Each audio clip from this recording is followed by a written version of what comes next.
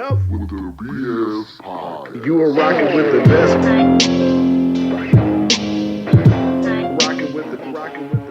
Yo, what up, everybody?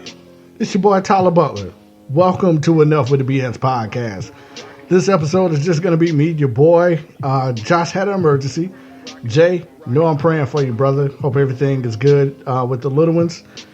But this episode, guys, we're going to recap the NFL draft for you, give you out some grades. Well, I'm going to recap it because I was getting so many, text messages and calls of what you think about this player, what you think about this team.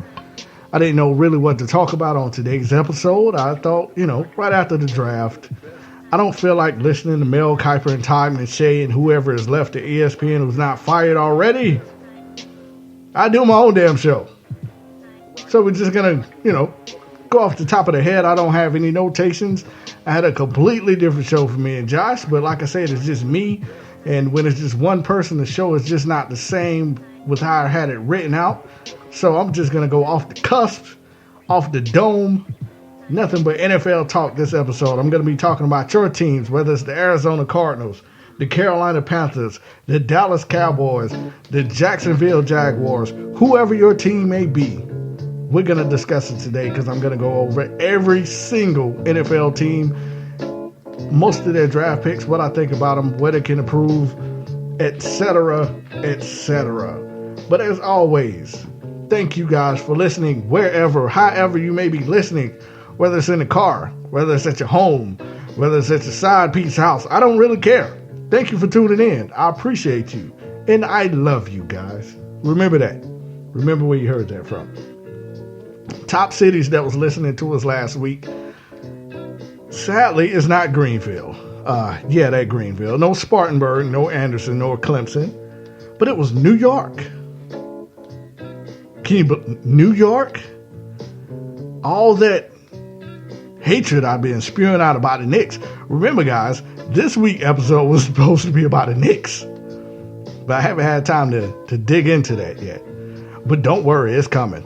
Oh, you can bet your sweet ass that episode is coming. New Yorkers, I love you guys to death, but your Knicks suck.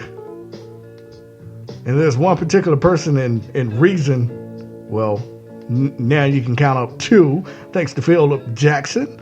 So there's two particular people that I have an issue with, and, I will dig into. But as always, this podcast is brought to you by Pandora, so you will be hearing commercials in the background because your boy can't afford commercial-free music. See? Like this right here, which I'm going to turn down because it sounds terrible. But New York was our top city. Also Cambridge, Massachusetts. Grand Prairie, Texas. And Niceville, Florida. Those were our top listeners from the last couple of weeks. So thank you guys so very much for tuning in. I appreciate you. Also, our top country outside of the United States was Canada. So thank you guys for tuning in. I appreciate you guys. I love Bret the Hitman Hart. That's my favorite wrestler ever. So I feel like we have a connection, Canada. Me and you and the Hart Foundation. Also, special shout out, as always, to Justin Ruff, our top listener. Guys, if you get the opportunity and if you have a podcast, follow Justin on @JustinRuff. That is @JustinRuff. And also, he has a podcast out himself. So, Justin, I just want to formally introduce you to the podcast community. You're going to do awesome. As many podcasts as you listen to and as much excellent feedback you give, you're going to be an excellent podcaster. I listened to the first episode. I loved it. Keep it up, my man. Keep practicing just like I'm going to keep practicing myself, and we all win together, I want to give a special thanks to Mike Foster and Ben Bounds of the South Carolina Hall of Fame. You can follow them at SC Football HOF. That is at SC Football HOF. They did a terrific outing over in West Greenville, which I was a part of. Thanks to another person I want to give a shout out to, Taj Boyd. Yes, I said it. Taj Boyd, the ex-Clemson quarterback, ex-New York Jet. Shout out to you, sir. Just a little hint for you guys. I'm trying to get Taj on the show. CJ Spiller, you too. I'm trying to get Taj, guys. Pray for me. If you got his Twitter account, hit him up. Tell him he needs to be featured on the BS podcast. Enough with the BS podcast, that is. But also what I was going to get into today, before we dig into the draft, was your boy, LeVar Ball. Yeah, me and Josh are going to tell him a new one. And I really didn't want to get into it, but I mean, you know, just a brief breakdown. Man, what the hell is you thinking? How are you going to go? Now, and see, this is why I want to address it, because I put out a little post, you know, just poking fun that have fun on Team Skechers, Negro, because that's pretty much the only place you got to go.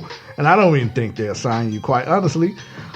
But, you know, some of the African-American community didn't like that too much.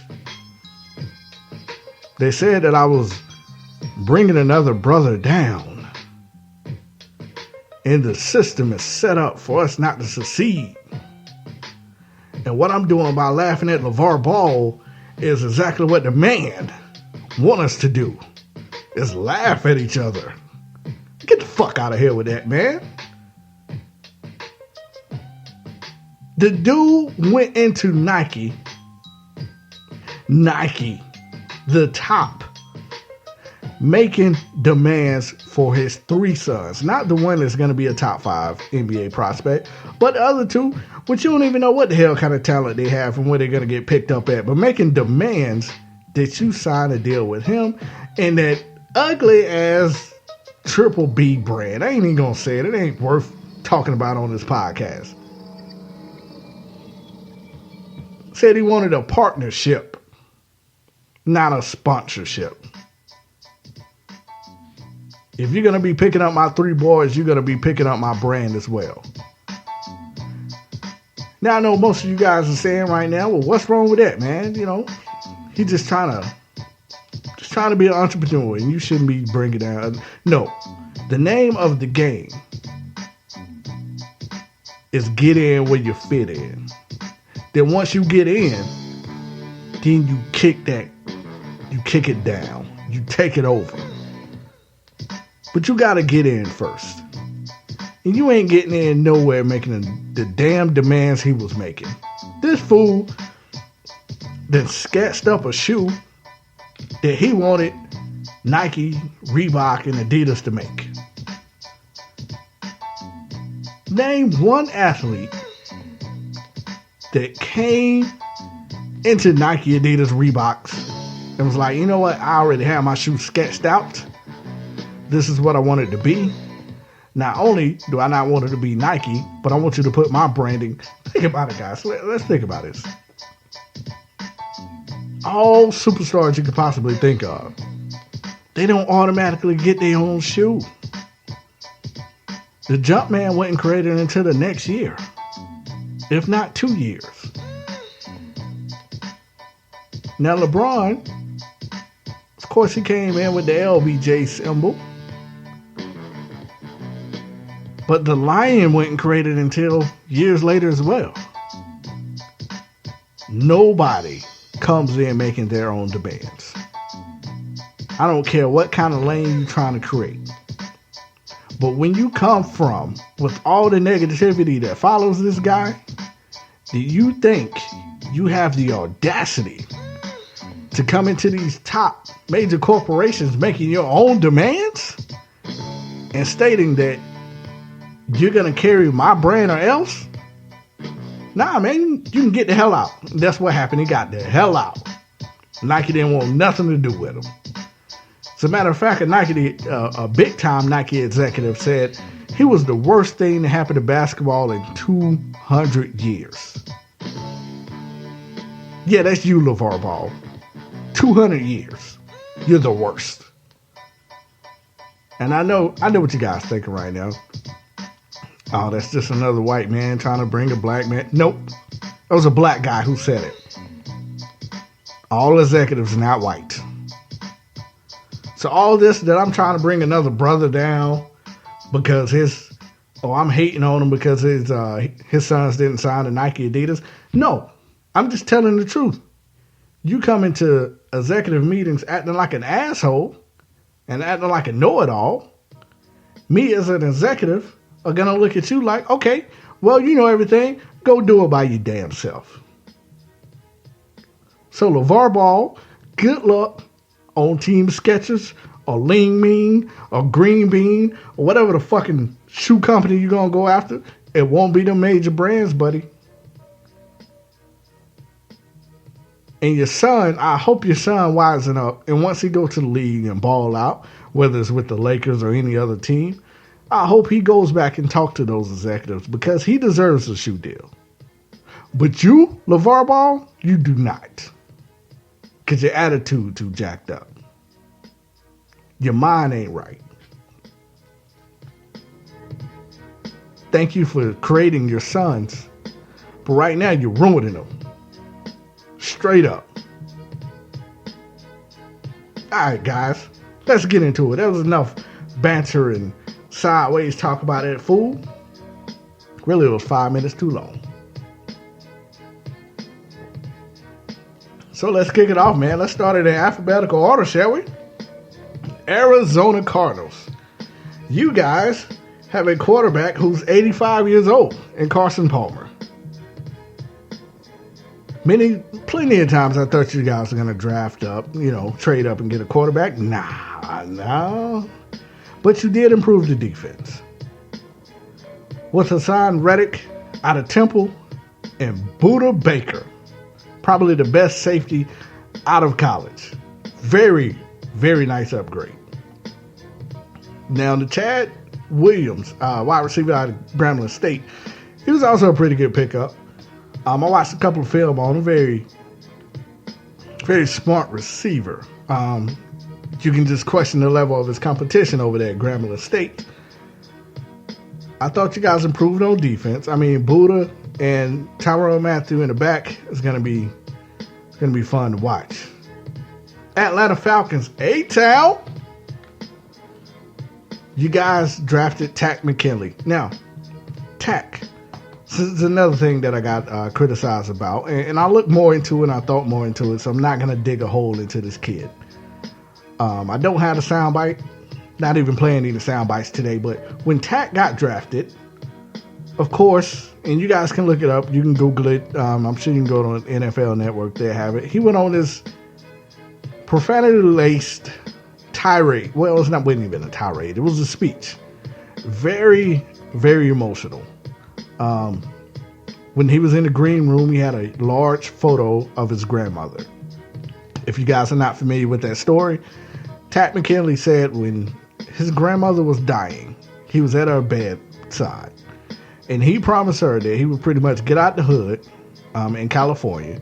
He would go D1, and he would also make it to an NFL. That was his promise that he made to her, and apparently as soon as he made that promise, she closed her eyes and passed away. Very powerful story. So when he got drafted, he had the large photo frame of his grandmother, and he went on stage and, he was extra hyped. And he was, this is what I do this for you. This is what we do. And then he kept saying, get to the effing quarterback. F this. GD. And I'm like, and Deion talked to him and he was just telling him, hey, calm down, try to channel your energy. And I thought he was going to calm down, but he kept cussing. Now, everybody kept saying, hey, he is very emotional, forgive him, he's a kid. And I look back at it, yes, he was a kid, and it was a very surreal moment for him because he was thinking about his grandmother and the promise that he made to her. And I respect the hell out of that. But he has to understand now, he's on a professional level.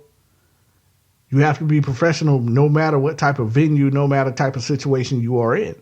Now, the good part with the NFL, of course, they're going to forgive you. Obviously, you can punch a woman in the fucking face and get away with it.